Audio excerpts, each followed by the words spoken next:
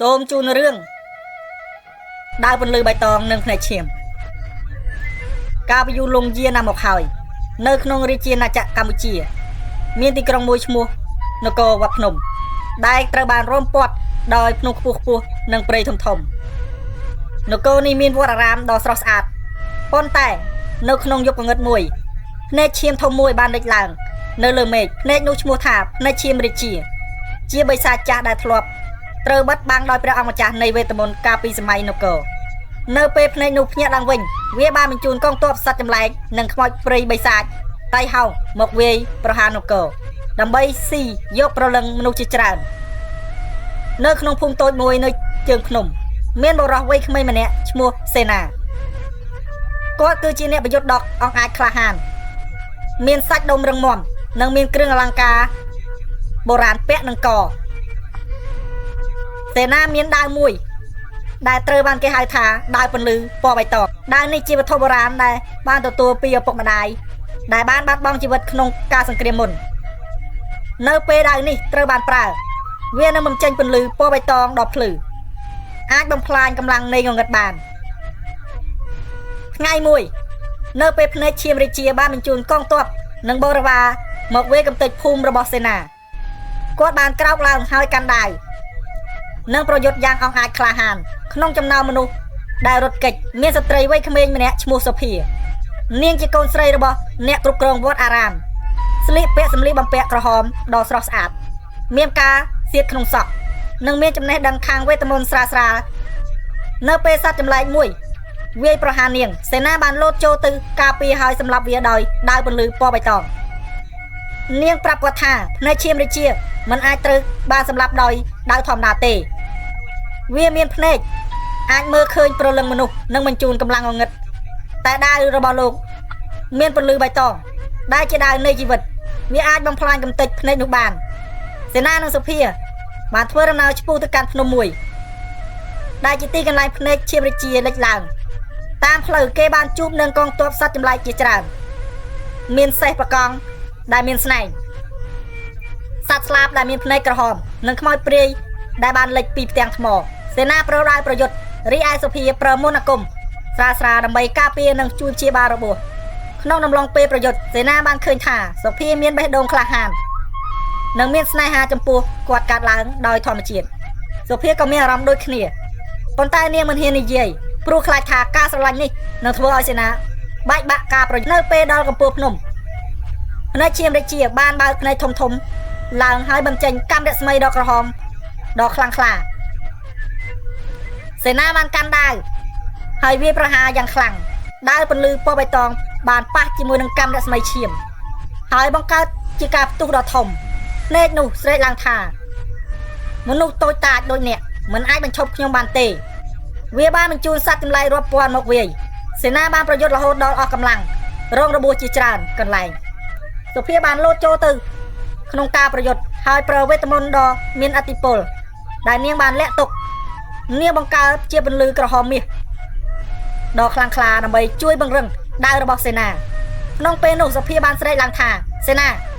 ខ្ញុំស្រឡាញ់លោកកុំបោះបង់ចោលពាក្យនោះបានផ្ដល់កម្លាំងដល់សេនា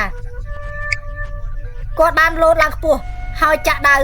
ពន្លឺពណ៌បៃតងចូលទៅក្នុងកណ្ដាលភ្នែករបស់ឈាមរាជាដាវពន្លឺបៃតងបានរាលដាលនិងបំផ្លាញកម្លាំងងងឹតទាំងអស់ភ្នែកនោះស្រែកយ៉ាងខ្លាំងរួចបិទភ្នែកជារៀងរហូតនៅពេលសង្គ្រាមបញ្ចប់នគរភ្នំបានត្រឡប់មកវិញនៅសន្តិភាពសេនានិងសូភាបានត្រឡប់មកភូមិវិញជាមួយនឹងស្នេហាដែលចាប់ផ្ដើមពីលើភ្នំខ្ពស់នោះពួកគេបានរៀបការនិងរស់នៅជាមួយគ្នារួមការពារនគរពីអំពើងងឹតណាមួយដែលកើតឡើងនាពេលអនាគតស្រមោលងងឹតដែលនៅសេសសល់បន្ទាប់ពីភ្នែកឈាមរាជាត្រូវបានបំផ្លាញនគរភ្នំបានត្រឡប់មកវិញដោយសន្តិភាពសេនានិងសូភាបានរៀបការនៅក្នុងវត្តអារាមដ៏ស្រស់ស្អាតដោយមានប្រជារាស្ត្រទាំងអស់ចូលរួមអបអរសាទរសេនាបានក្លាយជាអ្នកការពារនគររីឯសូភាបានក្លាយជាអ្នកថែរក្សាវេទមន្តបុរាណនៃវត្តភ្នំពួកគេរស់នៅដោយសុខសាន្តប៉ុន្តែសូភាតែងតែមានអារម្មណ៍ថាអ្វីមួយមិនទាន់បញ្ចប់នៅឡើយតិចយប់មួយនៅប្រច័នពេញវងសូភាបានភ្ញាក់ឡើងដោយសុបិនអាក្រក់ នាងឃើញភ្នែកក្រហមតូចជាច្រើនលេចឡើងនៅក្នុងព្រៃងងឹតហើយសំឡេងមួយស្រែកថាខ្ញុំមិនស្លាប់ទេខ្ញុំគ្រាន់តែបែកខ្លួនប៉ុណ្ណោះនៅពេលព្រឹកឡើងសុភាបានប្រាប់សេនាប៉ុន្តែសេនាបានគិតថាវាគ្រាន់តែជាការសុបិនប៉ុណ្ណោះមិនយូរប៉ុន្មានរឿងអាក្រក់ក៏កើតឡើងនៅភូមិជិតខាងមានកសិករជាច្រើនបាត់ខ្លួនហើយសត្វព្រៃត្រូវបានរកឃើញស្លាប់ដោយសារគ្មានស្នាមរបួសនៅពេលយប់មានស្រមោលខ្មៅដែលមានភ្នែកក្រហមតូចលេចចេញពីព្រៃហើយចូលទៅក្នុងរាងកាយមនុស្សអ្នកដែលត្រូវស្រមោលចូលនឹងក្លាយជាមនុស្សមានភ្នែកក្រហមនិងវេប្រហារអ្នកដទៃដោយគ្មានហេតុផលសេនាបានក្រោកឡើងវិញដើម្បីប្រយុទ្ធគាត់កាន់ដាវពន្លឺបៃតងប៉ុន្តែពេលនេះដាវពន្លឺបៃតងមានពន្លឺខ្សោយជាងមុនសុភាបានបញ្យល់ថានៅឈាមរាជាមិនទាន់បានស្លាប់ទេវាបានបែកខ្លួនជាច្រើនរាប់ពាន់ស្រមោលហើយលាក់នៅក្នុងដីនិងក្នុងព្រលឹងមនុស្សដើម្បីបង្ហាញវាទាំងស្រុងយើងត្រូវតែរកឃើញបេះដូងឈាមវាដែលជាភពនៃកម្លាំងពិតប្រាកដដែលបានលាក់ទុកក្នុងវត្តអារាមនៅលើភ្នំពួកគេបានធ្វើដំណើរម្ដងទៀតឆ្ពោះទៅកាន់ភ្នំលើផ្លូវពួកគេបានជួបការវាយប្រហាររបស់អ្នកភូមិដែលត្រូវស្រមោលចូលសេនាមិនចង់សម្លាប់ពួកគេទេដូច្នេះគាត់ប្រូដាវដើម្បីការពារនិងបំដេញស្រមោលចេញសុភាប្រើវេទមន្តពណ៌មាសដើម្បីព្យាបាលអ្នកដែលត្រូវឆ្លងក្នុងអំឡុងពេលប្រយុទ្ធសេនាបានរងរបួសធ្ងន់ហើយសុភាបានអោបគាត់ហើយនិយាយថាខ្ញុំមិនអាចបាត់បង់លោកទេហើយត្រូវតែត្រឡប់មកវិញជាមួយគ្នាសេនាបានថើបនាងហើយបញ្សន្យាថាគាត់នឹងការពារនាងដោយជីវិតរបស់គាត់នៅពេលដល់លើកំពូលភ្នំពួកគេបានរកឃើញបេះដូងឈាមដែលជាគ្រាប់ត្បូងក្រហមធំមួយដែលកំពុងបំចេញស្រមោលរាប់ពាន់វាស្រែកថាអ្នកទាំងពីរអ្នកនេះគឺជាមនុស្សដែលកំចាត់យើងបាត់បង់កាលពីសម័យបុរាណខ្ញុំនឹងយកព្រលឹងអ្នកទាំងពីរមកជំនួសសង្គ្រាមដ៏ខ្លាំងក្លាបានកើតឡើងសេនាយកដាវពន្លឺពណ៌បៃតងរីឯសុភាបានប្រើវេទមន្តពេញកម្លាំងដើម្បីបង្កើតរបាំងការពារនៅពេលដាវប៉ះនឹងបេះដូងឈាមពន្លឺពណ៌បៃតងបានប៉ះនឹងភ្លើងក្រហមសុភារងរបួសធ្ងន់ហើយស្រែកថាសេនាប្រើកម្លាំងស្នេហារបស់យើងសេនាបិទភ្នែកហើយនឹកដល់ដែលពួកគេជួបគ្នាដំបូងពេលដែលពួកគេសារភាពស្នេហានិងពេលពួកគេសន្យាថានឹងនៅជាមួយគ្នាកម្លាំងនៃស្នេហានោះបានធ្វើឲ្យដាវពន្លឺបៃតងភ្លឺឡើងខ្លាំងជាងមុខគាត់បានចាក់ដាវចូលទៅក្នុងបេះដូងឈាមដោយពេញកម្លាំង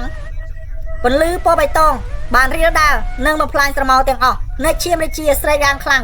រួចបាត់ខ្លួនទៅជាមួយនឹងផ្សែងខ្មៅនៅពេលសង្គ្រាមចប់សុភាបានរួចជីវិតដោយសារតែវេទមន្តព្យាបាលដែលនាងបានរៀនពីវត្តសេនាបានអោបនាងហើយនិយាយថាស្នេហារបស់យើងគឺជាកម្លាំងដាវដ៏ខ្លាំងក្លាបំផុតពីពេលនោះមកនគរភ្នំបានរីកចម្រើនម្ដងទៀតសេនានិងសុភាមានកូនជាចំណងដៃហើយប្រាប់រឿងនេះទៅកាន់ក្មេងៗចំនួនក្រោយដើម្បីរំលឹកថាកម្លាំងនៃស្នេហានិងចិត្តក្លាហានអាចយកឈ្នះអំពើងងឹតទាំងឡាយ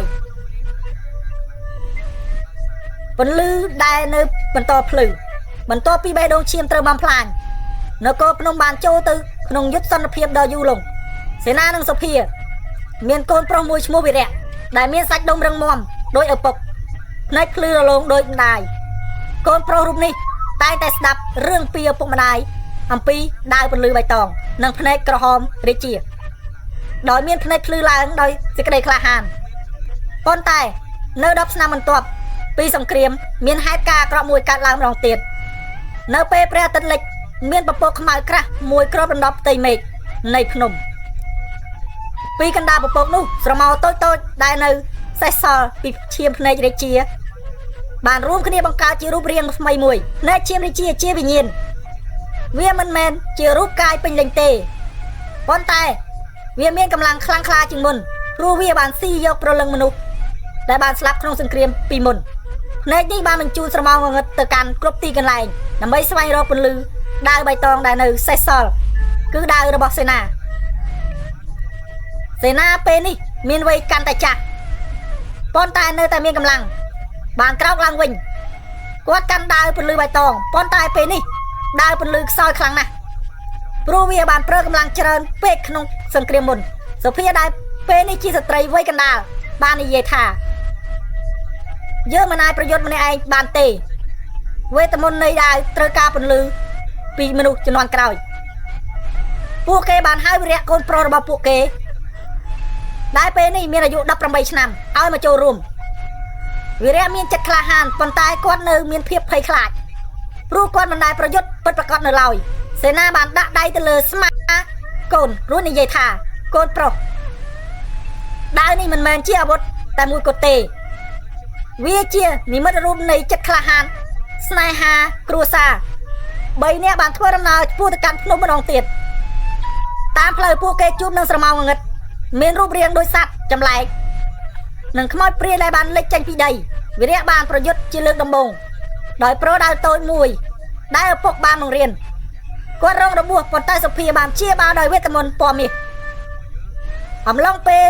សម្រាប់សុភាបាននិយាយទៅកាន់សេនាថា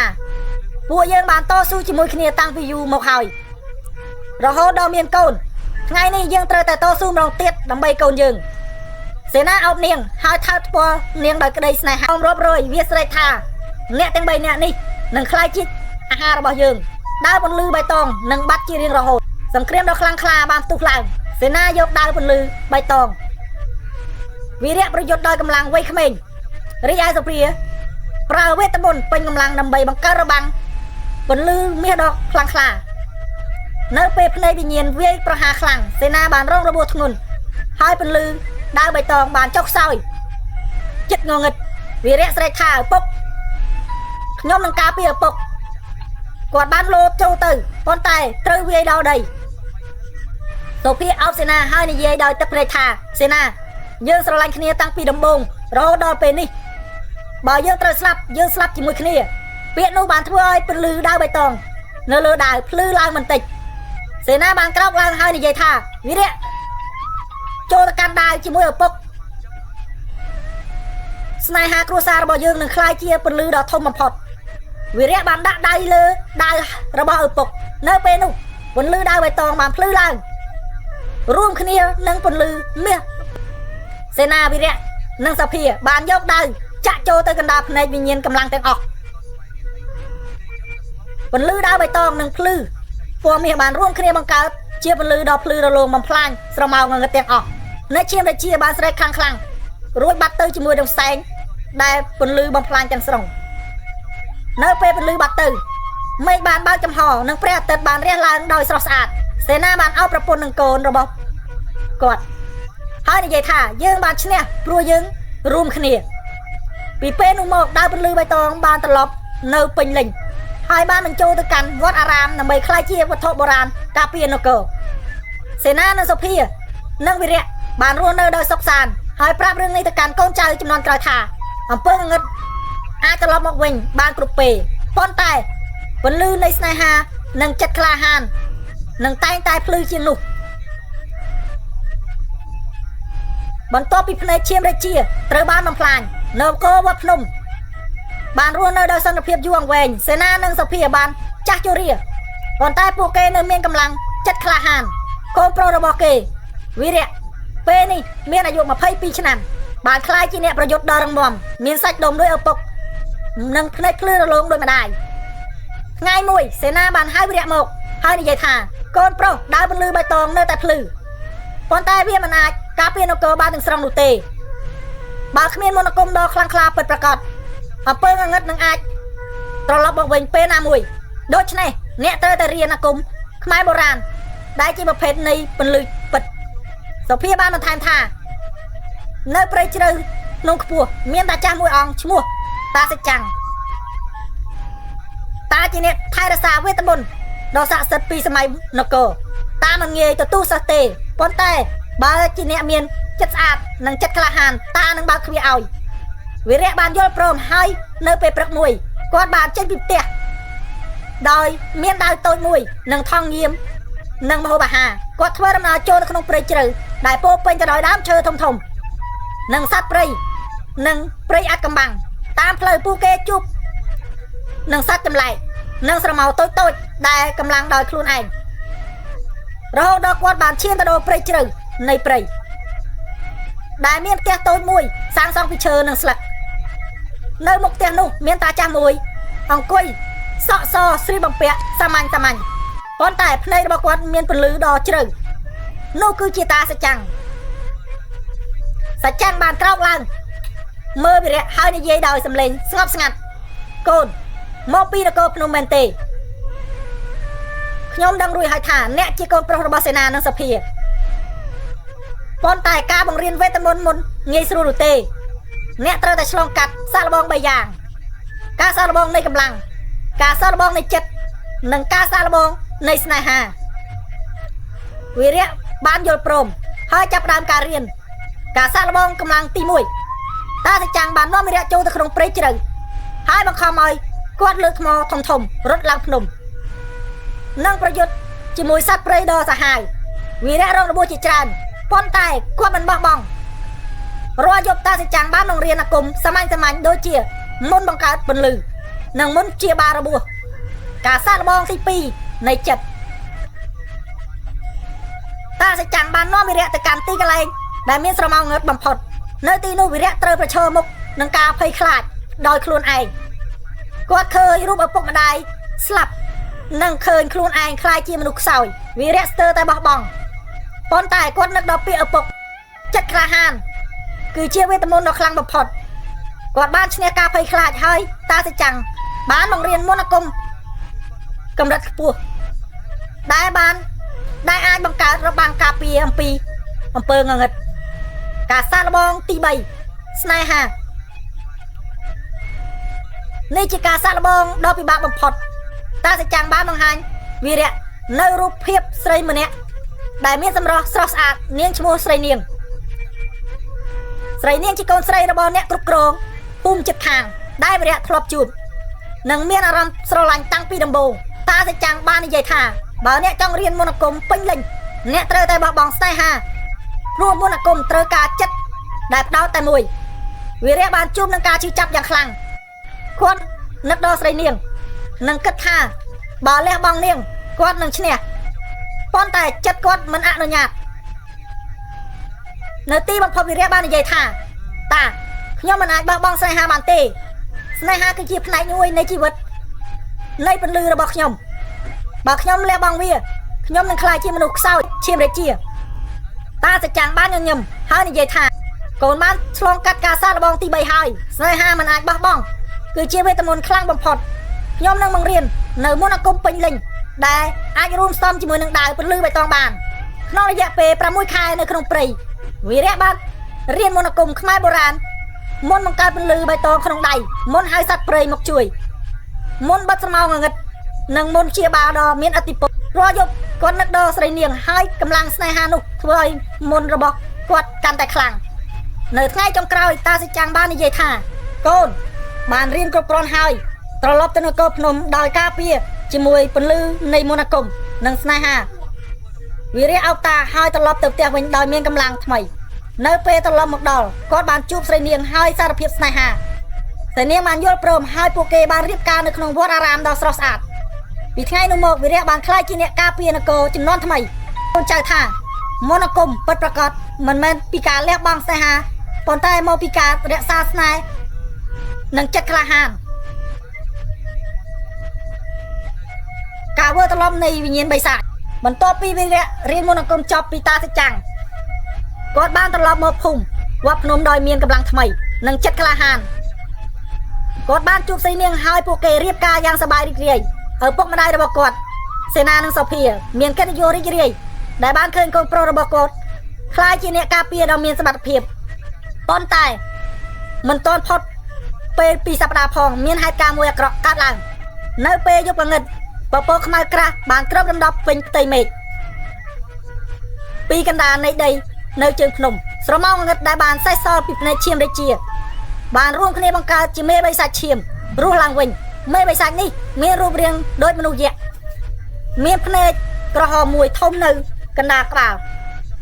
និងដៃជាច្រើនដែលមានក្រញាំវែងវាបានស្រែកយ៉ាងខ្លាំងហើយបញ្ជូនស្រមោលតូចៗរាប់រយទៅវាយប្រហារភូមិអ្នកភូមិរត់ជាន់ជើងគ្នាស្រែកយំនឹងត្រូវស្រមោលចូលរាងកាយ ធ្វើឲ្យភ្នែកពួកគេคล้ายជាពណ៌ក្រហមហើយវាយប្រហារអ្នកដទៃ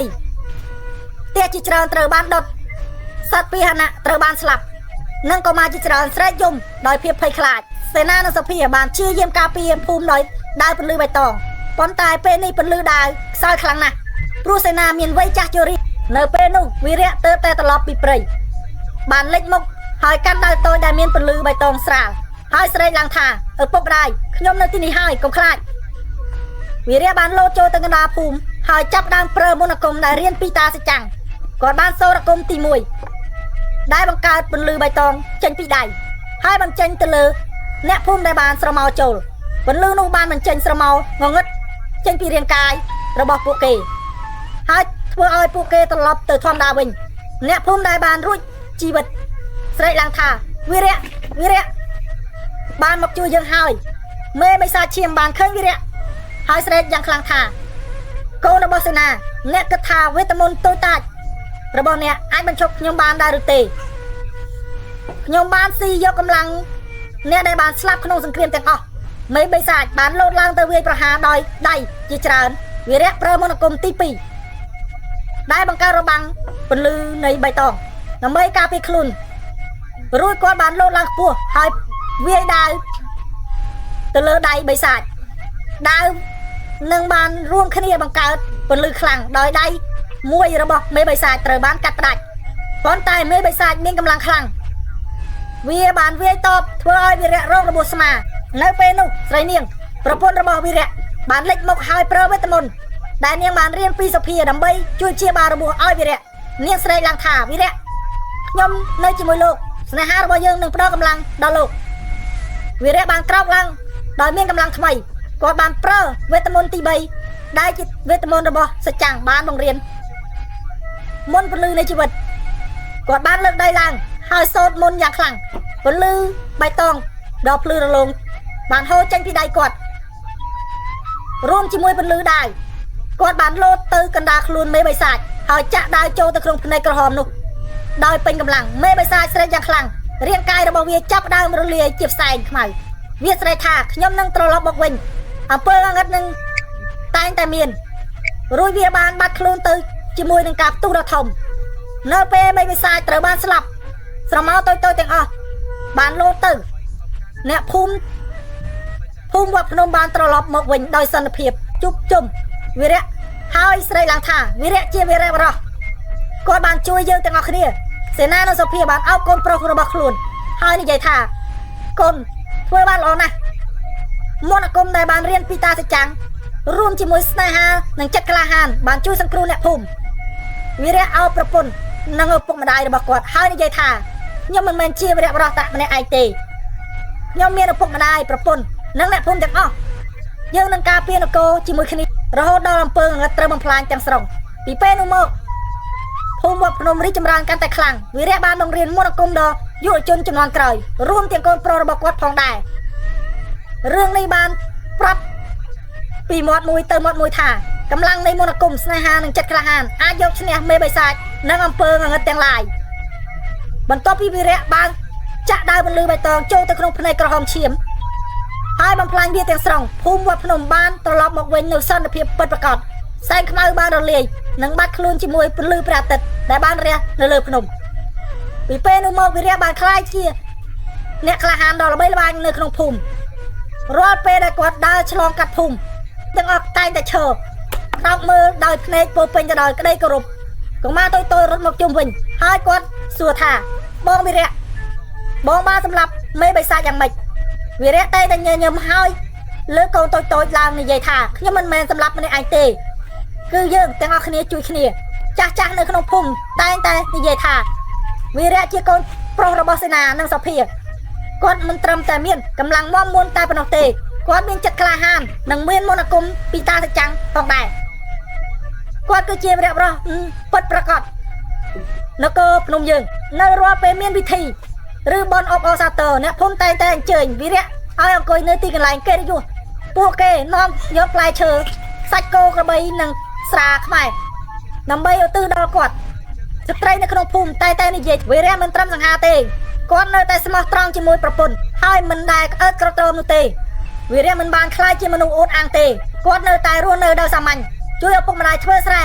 ជួយអ្នកភូមិសាងសង់វត្តអារាមនិងបង្រៀនមន្តអាគមសាមញ្ញដល់យុវជនដែលមានចិត្តល្អស្អាតនៅពេលយប់គាត់តែងតែអង្គុយជាមួយប្រពន្ធស្រីនាងនៅមុខផ្ទះមើលព្រះច័ន្ទហើយនិយាយថាខ្ញុំមិនដែលគិតថាខ្ញុំនឹងក្លាយជាវរៈបរោះទេតែដោយសារតែមានអ្នកនិងឪពុកម្ដាយទៅខ្ញុំធ្វើបានស្រីនាងតែងតែញញឹមហើយអោបគាត់ថាលោកគឺជាវរៈបរោះរបស់ខ្ញុំតាំងពីដំបូងមកហើយមិនយូរប៉ុន្មានសេនានៅសភាបានចាស់ជរាខ្លាំងហើយបានចាក់ចេញពិភពលោកដោយសន្តិភាពមុននឹងស្លាប់សេនាបានប្រកល់ដាវពន្លឺបៃតងឲ្យវីរៈហើយនិយាយថាកូនប្រុសចូលរក្សាពន្លឺនេះនឹងបន្តការភៀសភូមិរបស់យើងសភាក៏អោបកូននិងស្រីនាងហើយនិយាយថាស្នេហានិងមន្តអាគមត្រូវតែថែរក្សាវីរៈបានខ្លាចជាមេភូមិនិងអ្នកការពារដ៏គេគោរពបំផុតវីរៈនិងស្រីនាងមានកូនប្រុស2នាក់រាល់យប់គាត់តែងតែប្រាប់រឿងដាវពន្លឺបៃតងនិងផ្នែកឈាមរាជាទៅកាន់កូនឲ្យពួកគេដឹងថាកម្លាំងពិតមិនមែនមកពីដាវឬមន្តអាគមតែមួយឯងទេប៉ុន្តែចិត្តក្លាហាននិងស្នេហាគ្រួសារនឹងរួមគ្នាជួយគ្នាតាំងពីពេលនោះមករហូតដល់ចំនួនក្រោយអ្នកភូមិវត្តភ្នំនៅតែនិយាយតគ្នាថាវីរៈគឺជាវរៈបរោះដ៏អស្ចារ្យបំផុតនៃនគរភ្នំយើងគាត់មិនត្រឹមតែសម្រាប់មេបិសាចប៉ុណ្ណោះទេគាត់បានបង្រៀនយើងថាការក្លាហានពិតគឺជាការពារអ្នកដទៃដោយចិត្តសុចរិតនិងស្នេហារឿងនិទាននេះបានបញ្ចប់ដោយសន្តិភាពនិងក្តីសង្ឃឹមនៃពន្លឺដើមពណ៌បៃតងនៅតែភ្លឺនៅលើវត្តភ្នំជានិមិត្តរូបនៃការពារអំពើងងឹតនិងការថែរក្សាស្នេហារហូតដល់សពថ្ងៃនេះ